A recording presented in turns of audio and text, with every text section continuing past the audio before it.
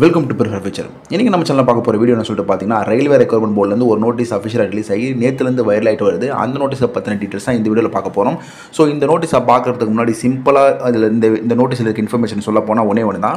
இப்போ ரீசெண்டாக வந்து நிறைய மூவி ரிலீஸ் ஆகி அது வந்து ஃபஸ்ட் டே ஃபஸ்ட் ஷோ வந்து ரிவ்யூ நிறைய பேர் பண்ணுறாங்க. அப்படி ரிவ்யூ பண்ணுறப்ப அடுத்தடுத்து வரக்கூடிய ஷோ பார்க்குறவோட ஆடியன்ஸ் வந்து சப்போஸ் நெகட்டிவாக இருந்தால் அவங்களுக்கு படம் பார்க்குற ஒரு ஹாப்பினஸே வந்து பாதிச்சு அதுக்கும் நெகட்டிவ் இம்பேக்டாக போய் அந்த படமே ஓடக்கூடிய நிலைமைக்கு போய் தெரியுது. ஓகேவா? ஸோ இதனால் வந்து first day first show review பண்ணவே கூடாது, அதை பேன் பண்ணணும் அப்படின்ற மாதிரி சொல்லிட்டு இருந்தாங்க. நீங்கள் நிறைய பேர் பார்த்துருந்தா உங்களுக்கு தெரிஞ்சிருக்கும். டெலகிராமில் நிறைய வந்து வைரல் ஆகிட்டு வந்துச்சு இது போல் நியூஸ். சேம் அதே மாதிரி தான் ஆர்ஆர்பி எக்ஸாமினேஷன் கண்டக்ட் பண்ணதுக்கப்புறம் இதனோட கண்டென்ட்டை வந்து ஸ்டூடெண்ட்டாக இருக்கட்டும் அப்படின்னா வந்து தேர்ட் பார்ட்டின்னு சொல்லக்கூடிய டீச்சர்ஸ், யூடியூபர்ஸ் யாராக இருந்தாலும் அந்த கண்டென்ட்டை பாஸ் பண்ணாங்கன்னா அவங்க மேலே வந்து சட்டம் கடுமையாக பாயப்படும் அப்படின்ற மாதிரி சொல்கிறதா இந்த அஃபிஷியல் நோட்டீஸ் இருக்குது. இதை வந்து ஆர்ஆர்பி என்ன சொல்கிறாங்கன்னா மால் ப்ராக்டிஸ் அப்படின்ற மாதிரி சொல்கிறாங்க. ஓகேவா? ஸோ அந்த கண்டென்ட்டை வந்து நம்ம பாஸ் பண்ணக்கூடாது. அதனால தான் வந்து அடுத்தடுத்த ரிவ்யூ வரல. ஃபஸ்ட்டு ரிவ்யூ போட்டதுக்கப்புறம் செகண்ட் தேர்ட் ரிவ்யூ ஃபஸ்ட் டேவே போடணும் அப்படின்ற மாதிரி நினச்சேன். பட் ஆனால் இந்த நோட்டீஸ் வந்ததுக்கப்புறம் நம்மளால் அது போல் ரிவ்யூ போட முடியாது. ஓகேவா? ஏன்னா ஆர்ஆர்பிலேருந்து அஃபிஷியலாகவே சொல்லியிருக்காங்க இது வந்து மால் ப்ராக்டிஸ் அப்படின்ற மாதிரி சொல்லியிருக்காங்க. ஸோ அதனால் வந்து ரிவ்யூ அப்படின்றதே இதுக்கப்புறம் யாரும் போட மாட்டாங்க ஆர்ஆர்பியை பொறுத்த வரைக்கும். எஸ்எஸ்சி, டிஎன்பிசி அதெல்லாம் வந்து ஆல்ரெடி போடலாம். ஏன்னா அவங்களும் அஃபிஷியலாக கொடுக்கல. ஸோ ஆர்ஆர்பிலேருந்து மட்டும்தான் இந்த அஃபிஷியல் நோட்டீஸ் வந்திருக்கு. ஸோ அதனால் ஆர்ஆர்பிலேருந்து ரிவ்யூ இனிமேல் வராதுக்கு சான்சஸ் கிடையாது. ஓகேவா? ஸோ அதனால் நீங்கள் யாரும் பயப்பட தேவையில்லை. என்னென்ன கொஷின்ஸ்லாம் வந்திருக்கோ அதெல்லாம் கேதர் பண்ணி நம்ம டெலகிராமில் கூட கொடுக்கலாம். ரிவ்யூ தான் கொடுக்கக்கூடாது, பட் கொஷின்ஸ்லாம் நம்ம ஷேர் பண்ணலாம். ஓகேவா? ஸோ ஓகே, இந்த நோட்டீஸில் என்ன சொல்ல வராங்க அப்படின்றத நம்ம மேலோட்டமாக பார்த்தலாம். ஓகேவா? சரி, இதுதான் அந்த அஃபிஷியல் நோட்டீஸ். இதில் என்ன சொல்ல வராங்கன்னா, the railway recruitment board has time and again brought to the notice of candidate and other stakeholder. ஸ்டூடெண்ட்ஸும் சரி, அதர் ஸ்டேக் ஹோல்டர்னா யார்? தேர்ட் பார்ட்டின்னு சொல்லக்கூடிய யூடியூபர், டீச்சர்ஸ் எல்லாருக்குமே இந்த நோட்டீஸ். ஓகேவா? That anyone found to be disclosing, publishing, reproducing, transmitting, storing or facilitating transmission and storage of test content. ஓகேவா? storage of test content in any form of any information therein in whole or part thereof or by any means. ஓகேவா? verbal, written, electronic or mechanical.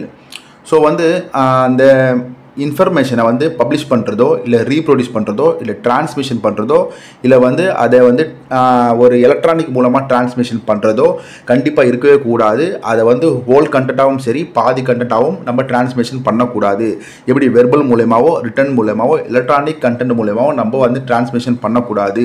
அப்படி இல்லைன்னா என்ன பண்ணுவாங்கன்னா எக்ஸாமினேஷனில் taking away the rough paper supplied in the examination centre. ஓகேவா? இதெல்லாம் வந்து நானே பார்த்துருக்கேன். சம் டைமில் என்ன பண்ணுவாங்கன்னா எக்ஸாமினேஷன் எழுதி முடிச்சதுக்கப்புறம் அந்த ரஃப் பேப்பரை வந்து சப்மிட் பண்ணாமல் பாக்கெட்டில் வச்சுட்டு அப்படியே போயிடுவாங்க. சரியா? ஸோ இது போலாம் இவங்க பண்ணாங்கன்னா அதை வந்து ஃபைன் பண்ணிட்டாங்கன்னா அவங்கள வந்து டிபேர் அல்லனா டிஸ்குவாலிஃபிகேஷன் பண்ணிவிடுவாங்க. ஓகேவா? ஸோ வந்து சில இன்ஸ்டியூட்டில் நான் வந்து எக்ஸாம் எழுத போகிறப்ப சில இன்ஸ்டியூட்டில் என்ன பண்ணுவாங்கன்னா ஒரு பர்சனை வந்து இதெல்லாம் நான் கேள்விப்பட்டிருக்கேன். நான் படிக்கிறப்ப இன்ஸ்டியூட்லேயே கேள்விப்பட்டிருக்கேன். அதெல்லாம் ஒரு பர்சனை வந்து அனுப்புவாங்க, எக்ஸாமுக்கே அனுப்புவாங்க. ஓகேங்களா? ஸோ அந்த எக்ஸாமில் என்னென்னலாம் கண்டக்ட் பண்ணாங்க, எப்படி கொஷின்ஸ் பேட்டர்ன் இருந்துச்சு, போன டைமுக்கும் இந்த டைமுக்கு ஏதாவது டிஃபர் ஆகிடுச்சா இல்லையா அப்படின்றத அனலைசிஸ் பண்ணுறதுக்கே ஒரு பர்சனை வந்து அனுப்புவாங்க. ஓகேங்களா? அவர் நார்மலாக நம்மள மாதிரி வந்து ஒரு கேண்டிடேட்டாக தான் உள்ளே போவார். பட் ஆனால் அவர் ஃபுல் கான்சன்ட்ரேஷன் அந்த அப்சர்வேஷனில் மட்டும்தான் இருக்கும், அப்சர்வ் பண்ணுறதுல மட்டும்தான் இருக்கும். அப்சர்வ் பண்ணிட்டு வெளியே வந்து அவருக்கு தேவையான எல்லா இன்ஃபர்மேஷன் கொடுப்பாங்க. டக்குன்னு பார்த்தீங்கன்னா செகண்ட் ஷிஃப்ட்டு யூடியூப்பில் வந்துடும். ஓகேங்களா? ஸோ இது வந்து எங்கள் இன்ஸ்டியூட்லேயே நடந்திருக்கு, நான் படித்த இன்ஸ்டியூட்லேயே நடந்திருக்கு. ஓகேவா? ஸோ அது போல தான் வந்து பார்த்தீங்கன்னா இந்த அதெல்லாம் அப்போ பண்ணாங்க. ஸோ இது போலலாம் இன்ஃபர்மேஷன் பாஸ் பண்ணோம்னா அவங்க மேலே வந்து டிஸ்குவாலிஃபிகேஷன் இல்லைனா டீபேர் பண்ணுவாங்க, இல்லைனா அவங்க மேலே ஆக்ஷன் எடுப்பாங்க அப்படின்ற மாதிரி சொல்லியிருக்காங்க. ஓகேவா? ஸோ நெக்ஸ்ட் பாயிண்ட் என்னன்னு சொல்லிட்டு பார்க்கலாம். நெக்ஸ்ட் பாயிண்ட்டில் வந்து it has come to the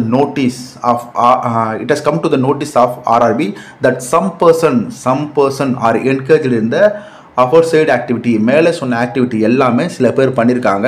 அவங்க என்ன பண்ணியிருக்காங்கன்னா சோஷியல் மீடியாவில் இதை ஸ்ப்ரெட் பண்ணியிருக்காங்க. இதில் யூடியூப், ட்விட்டர், ஃபேஸ்புக் இந்த மூணுத்தில் என்ன பண்ணியிருக்காங்கன்னா வந்து இந்த இன்ஃபர்மேஷனை பாஸ் பண்ணியிருக்காங்க. ஓகேங்களா?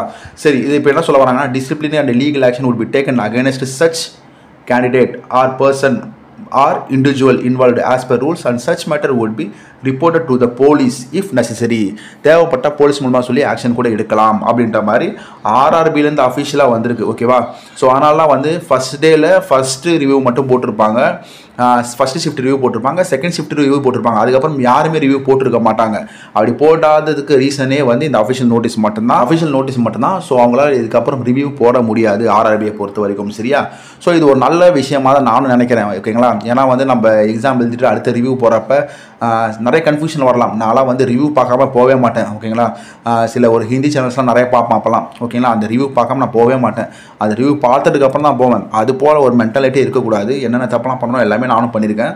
ஸோ வந்து அந்த ரிவ்யூ கொடுக்காம இருக்கிறதுக்கும் இந்த அஃபிஷியல் நோட்டிஃபிகேஷன் ஒரு நல்ல வகையில் ஹெல்ப் தான் பண்ணியிருக்கு. ஓகேவா?